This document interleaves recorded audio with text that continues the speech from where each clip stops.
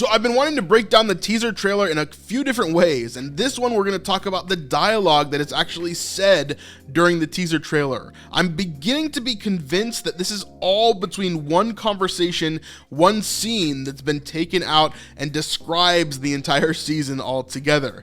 At least I think for the most part. There may be a few lines that are kind of taken from here and there, but I think most of this is actually dialogue between Jesus and his best friend Lazarus that he's just raised from the dead.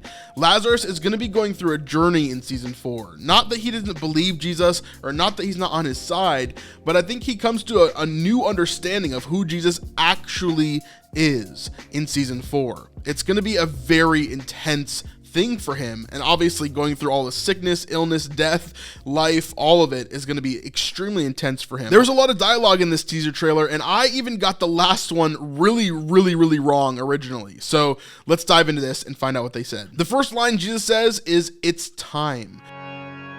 It's time. Obviously, this is pointing towards the fact that he's been telling us for the last few seasons it's not his time yet.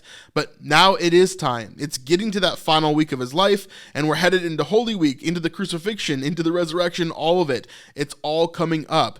And that means things are going to change. That means things are coming that weren't there previously. And he's letting Lazarus know about that. The next line Jesus says is, "Listen carefully to my words." Listen carefully to my words. This is something that he always tries to do in scripture. He's telling them, you need to hear what I'm telling you. I'm telling you this very important stuff. I need you to hear it.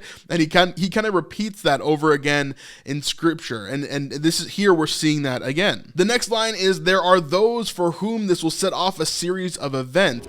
There are those for whom this will set off a series of events. And I love how it cuts directly to the Great Sanhedrin in Jerusalem for this shot. The Great Sanhedrin, of course, is the great court of 72 judges of Pharisees and Sadducees that control basically the Jewish government within Jerusalem.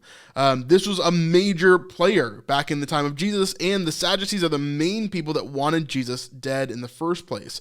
This is really serious. And of course, this line points directly to them, even in the visuals of this teaser trailer, telling us that there is now an edict out for Jesus, telling us that now they are going to be going towards him and that they're going to be against him. Remember, in this season, we're going to be introduced to Caiaphas, who is the major player within the Jewish space, really trying to get Jesus out of here.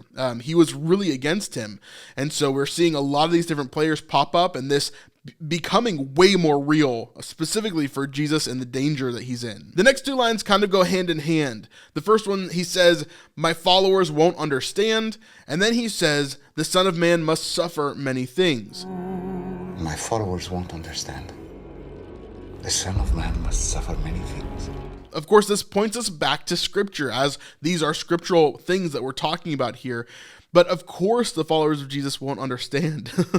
They never understand anything, do they? It seems as if Jesus explains something and immediately they're just confused, or they don't understand, or they're talking about who's the greatest again. So yeah, of course they won't understand. But then we get to the Son of Man must suffer many things. That is very true as well. We see this in scripture as Jesus becomes the suffering servant, and he falls into that, and he chooses to be crucified. It's going to be intense. We're not quite there, a couple seasons away, but this is the beginning of the end for him. Now, right in the middle, we get the only voice in the teaser trailer, other than the music, that is not Jesus speaking dialogue. I am 99% sure this is Lazarus speaking here, because I believe this is a conversation between Jesus and Lazarus that's happening here. But we hear the phrase, "But you are the Son of God." But you are the Son of God. What? Now, we could also hear this from Simon Peter, but this sounds nothing like Shahar. It sounds exactly like Demetrius Troy, who plays Lazarus. This is a huge thing because it's showing the growth of Lazarus. It's not that he was saying that he wasn't the Messiah previously, but I don't think Lazarus fully understood. And now he's on this journey of fully understanding who Jesus is. Not just calling him the Messiah, but actually calling him the Son of God. It's a very distinct phrase, right? Calling him the Son of Man is a messianic term. Calling him the Messiah, obviously a messianic term. But calling him the Son of God is a bit different, right? acknowledging that the Messiah is not just the Messiah, but that the Messiah is God, is very, very keen, very, very clear to Christianity. So this is a huge, huge, huge thing here. Again, the next two lines kind of go hand in hand. Jesus says, I know it's hard. Man makes it much harder. I know it's hard. Man makes it much harder. And so we see him talking about this. I'm not sure if this is during that same dialogue between him and Lazarus, or if this is pulled from a different teaching moment. I'm not 100% sure. Definitely could be part of that same conversation. But of course, this would be Jesus' view. It is hard. It's not easy. However, man makes it much harder. We always make it much harder on ourselves as we fall into the things that we fall into and we choose to walk away from God instead of obeying him in what he wants us to do. Then this next line kind of fills in the rest of the gaps there in the end of that sentence, when he leans on his own understanding. When he leans on his own understanding. Of course, Jesus talks about in the Bible, lean not on your own understanding, but lean on the understanding of God. Understand his will, not your own, because your will is faulty and you don't know what you're doing, right? Lean on God, lean on his will, lean on his understanding, because your understanding is just faulty. It's man, right? We are imperfect. We are selfish. We are prideful. We allow sin to enter into our thoughts and our habits and our emotions and everything. So that's kind of where we sit with that. Of course, we want to lean not on ourselves. The second to last line, again, Jesus says, I dread what is to come. I dread what is to come. This pointing towards the crucifixion, pointing towards the pain and the suffering that he's going to have to endure, the sin that he's going to have to pour upon himself.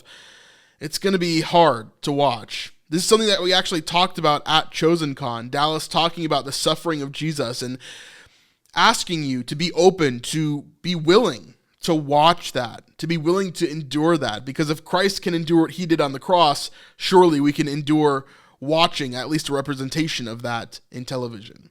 And then last but not least, we hear this last little line right here. At first, when I was listening to this, even when I saw it at ChosenCon, even when I watched it on my laptop in the hotel room, I couldn't quite decipher what was going on here. I thought, could it be Hebrew? Like, what's going on here? But he actually says, story nearing its end. Story nearing its end. Meaning that either he's talking about himself, Jesus here, or he's talking about Lazarus, or maybe he's talking about something else that's happening. Maybe he's even talking about possibly Rama's father, which we talked about in a previous video. So if you want to check out my breakdown about the trailer a little bit deeper than we did the first time, then you can check out that video right here. And we'll see you guys on the next one. Peace.